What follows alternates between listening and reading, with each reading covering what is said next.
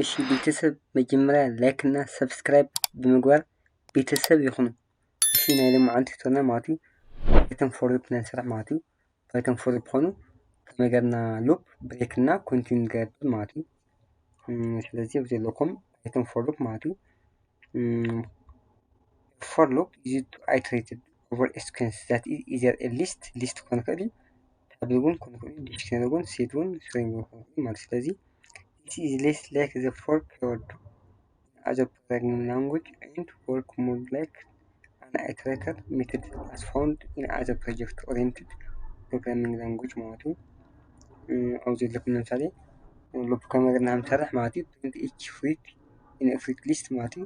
ኣብዚ ዘሎ ቫሪያብል ኔምና ፍሩት እዩ። ኣይተምና ከዓ ኣፕል ባናና ቸሪ ዘሎ ፎር እዚኣ ኤክስ ቫሪያብል ኢን ፍሩትስ ኣብ ቫሪያብል ኔም ማለት እዩ ኢን ኪወርድ እዚኣ ኪወርድ ማለት እዩ። print x ምስልና እንታይ ከምፅና ኣውትፑትና ማለት እዩ እዚኦም ሉፕ ፈሪሑ ኣፕል ባናና ቸሪ ከምፅና ማለት እዩ እዚኦም ኣውትፑትና ዘሎ ማለት እዩ። ሶ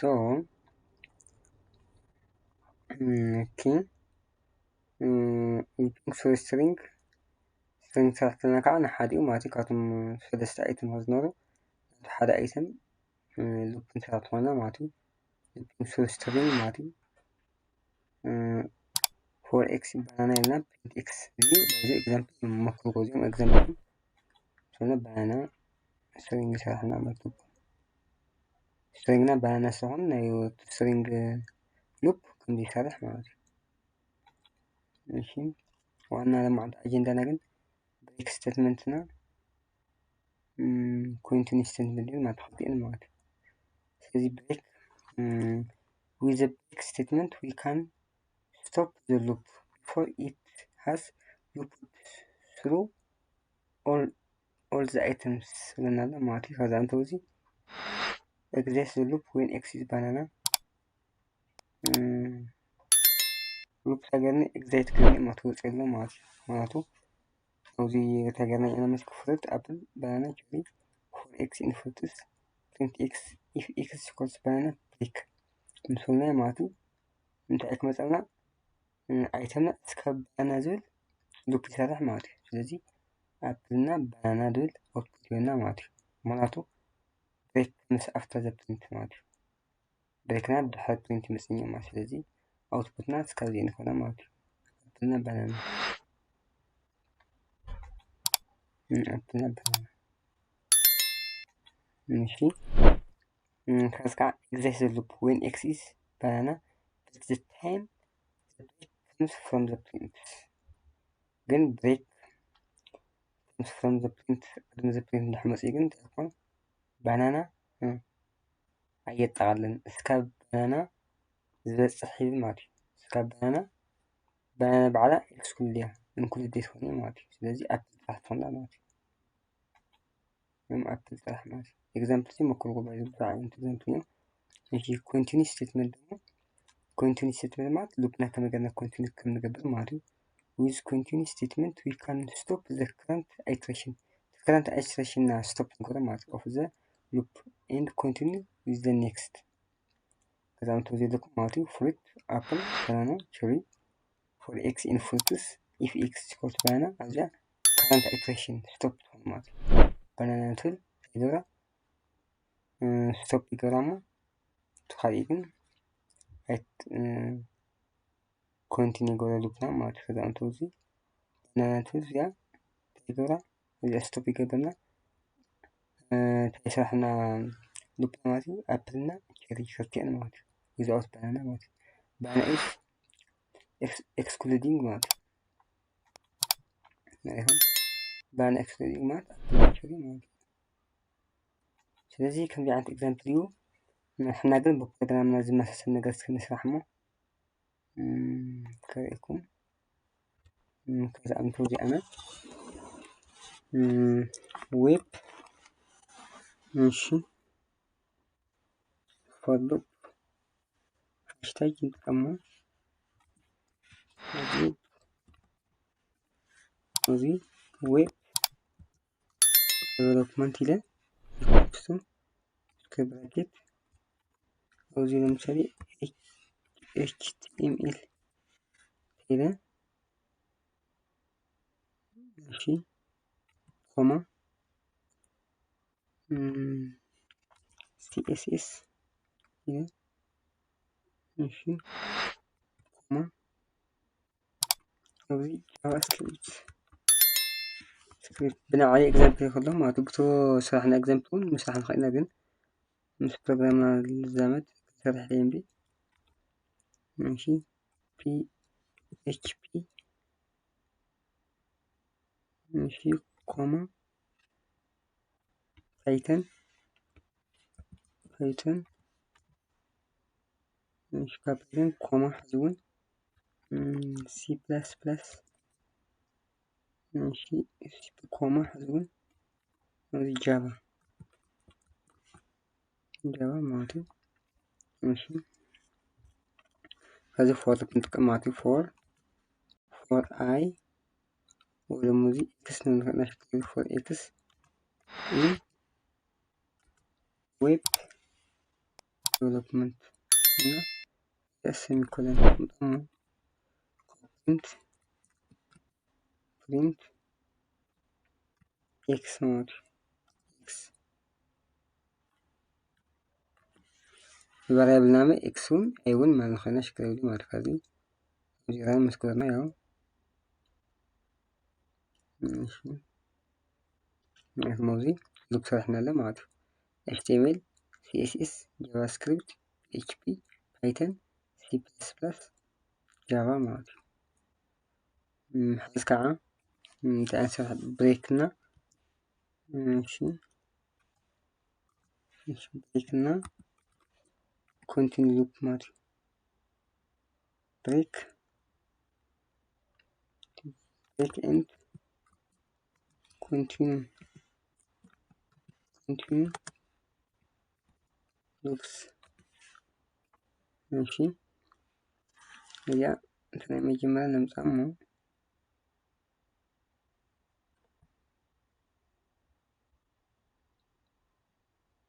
ماشي copy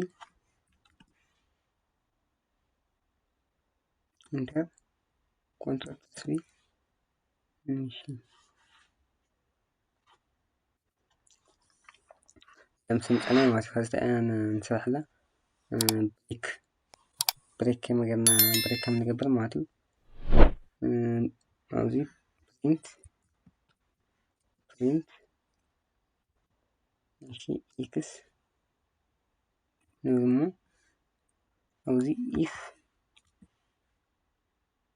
x is equals to PHP مثلا مالتي سكا PHP لوك شرح لي مالتي يقول بريك مالتي بريك شوف هذي ستيف نقول مو يا كومنت كلامك كتب شنا كنترول في في اوتبوتي كتير كبر ماشي سيف هذه ماشي فيلد هاي انسيرش بي ماشي why the reason oh sorry yeah this is وزي لما تزمن كذي يرى له ما أكشلي وزي أسمي كلنا شعرنا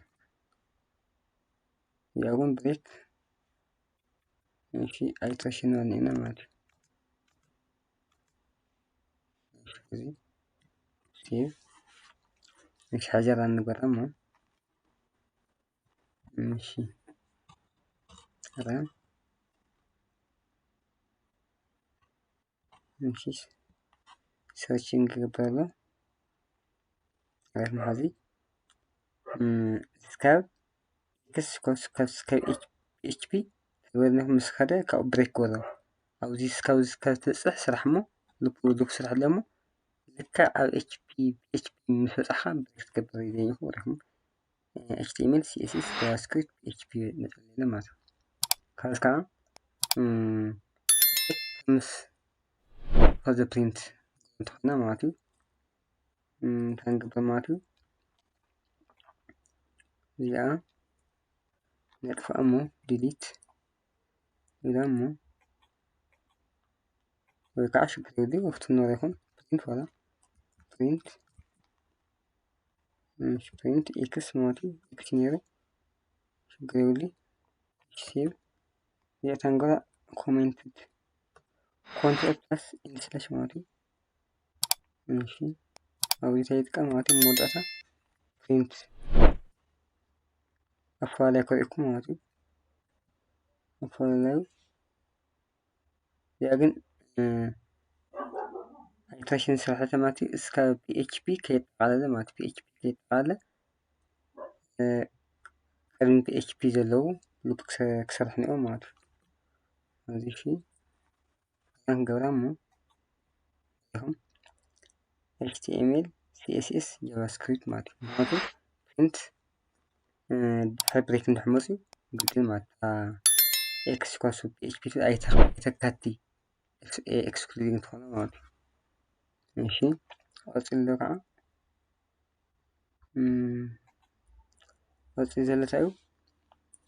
እሺ ኮንቲኒ ማለት እዩ ኮንቲኒ ስቴትመንት እዚኣ ኤግዛምፕል ፍሩት ኢኳልስ ኣፕል ባናና ቸሪ ፎር ኤክስ ኢን ፍሩትስ ኤክስ ኢኳልስ ባናና ኮንቲኒ ፕሪንት ኤክስ ከተማና ባናና ኮንቲኒ ከመኾነ እሺ በብሬክ ምትክ ኮንቲኒ ምጥቃም ማለት እዩ እዚኣ ማለት እዩ እሺ ምንፈላለዩ ላይ እዚኣ ጥራሕ ተመጓርያ እዚኣ ኮሜንት ንገብር እሞ ኮሜንት ምስ ገበርና ኮንቲኒ ምጥቃም ማለት እዩ እሺ ኢተሬሽን ንሃቦ እሞ እሺ ሴቭ ምስ ገበርና እሺ ክሊር እሺ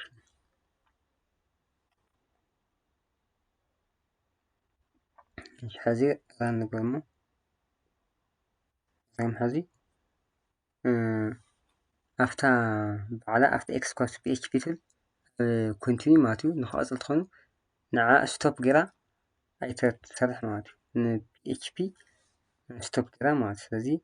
ኤችቲኤምኤል ሲኤስኤስ ጃቫስክሪፕት ፓይተን ሲ ፕለስ ፕለስ ጃቫ ረኪባ እዚ እዚኣ ብሬክ ገይራተላ ማለት እዩ ስለዚ ናይ ሎማዓንቲ ቱቶርና ብሬክና ኮንቲኒ ሉፕ ኣሰራርሓ ሪእና ኣለና ማለት እዩ ሓፀር ብካሊእ ፕሮግራም እስካብ ንረክብ ድሓን ፅንሑ ላይክ እና ሰብስክራይብ ኣይትረስዑ ሓሳብ ተልይኩም ሕቶ ተልይኩም ኣብ ኮሜንት ሴክሽን ኣቅምጡለይ ማለት እዩ ስለዚ ካሊእ ፕሮግራም እስካብ ንረክብ ድሓን ፅንሑ እሺ ላይክ እና ሰብስክራይብ ምግባር ግን ኣይትረስዑ ላይክ እና ሰብስክራይብ ምግባር ኣይትረስዑ ማለት እዩ እሺ ናይ ሎማዓንቲ ፕሮግራምና ከምዚ ይመስል ማለት እዩ